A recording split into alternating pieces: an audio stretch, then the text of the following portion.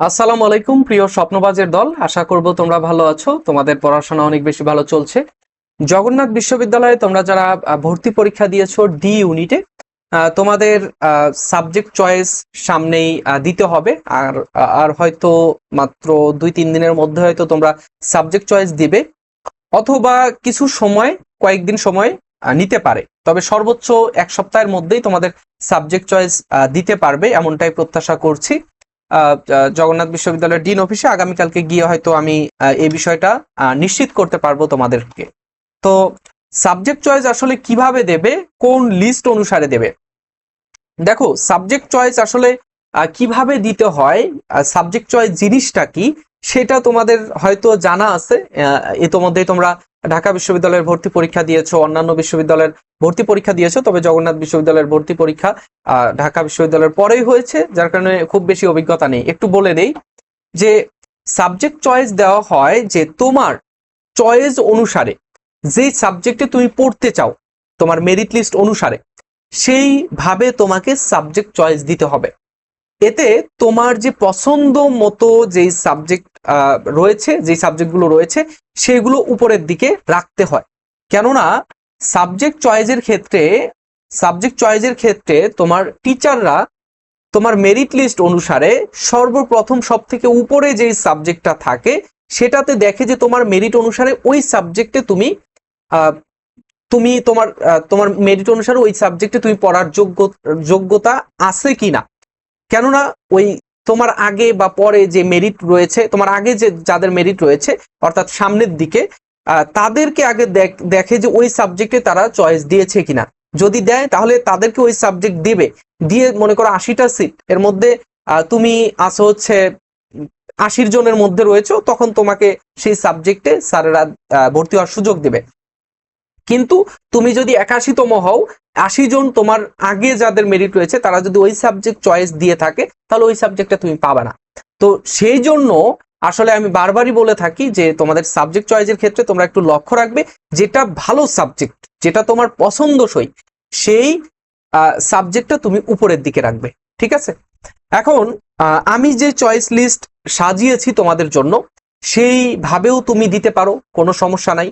আমার অভিজ্ঞতা অনুসারে আমি যতটুকু জানি, জগন্নাথ বিশ্ববিদ্যালয়ের যেই সাবজেক্ট জানি, যতটুকু জানি ততটুকু অনুসারে তোমাদেরকে আমি একটা চয়েস লিস্ট দিতে পারি, সেই অনুসারে তুমি চয়েস দিতে পারো। ঠিক আছে?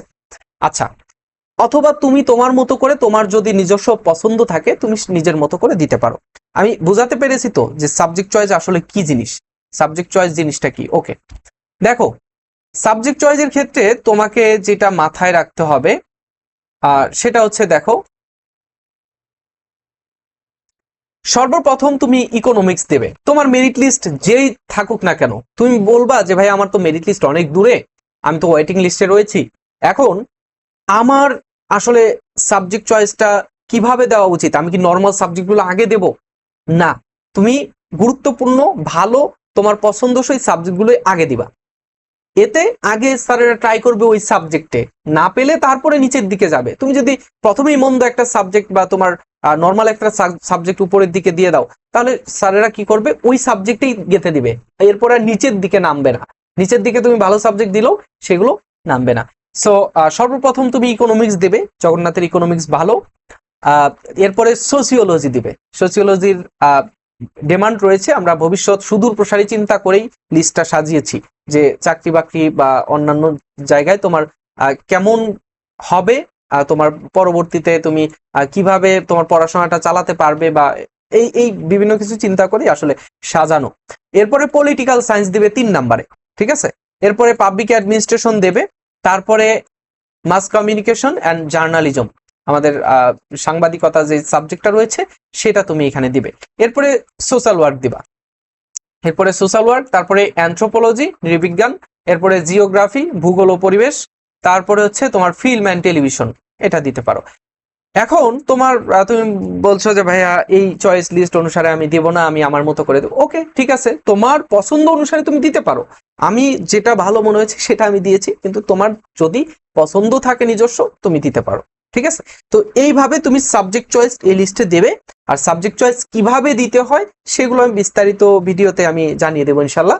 আর তোমরা যারা বি ইউনিটে ভর্তি পরীক্ষা দেবে তোমাদের জন্য আমাদের একটা এক্সাম ব্যাচ রয়েছে। এক্সাম ব্যাচের কথা প্রত্যেক ভিডিওতে আমি বলি। তোমরা চাইলে কিন্তু এই এক্সাম ব্যাচে জয়েন করতে পারো।